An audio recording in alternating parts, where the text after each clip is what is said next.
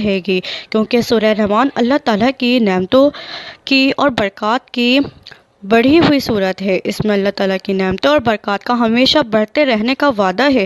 جس جنات سورہ رحمان کو پڑھتے رہتے ہیں، بیٹے ملتے ہیں، رزق ملتا ہے، صحت ملتی ہے، عزت ملتی ہے، شان و شوکت ملتی ہے، اور کوئی چیز ان سے کبھی کم نہیں ہوتی۔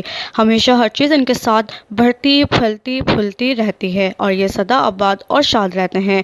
میں نے بہت حیران ہوا، میں ان کی باتیں سن رہا تھا۔ میں نے ان سے پوچھا، پھر آپ نے بھی یہی سلسلہ خود شروع کیا؟ اس لیے مجھے 27 رمضان کو سورہ رحمان کے ختم کے لیے بلا رہے ہیں؟ وہ خوشی سے کہنے لگے، ہاں، پھر ہم نے بھی یہی سلسلہ شروع کر دیا، اور کچھ سالوں سے ہم سورہ رحمان پڑھ رہے ہیں۔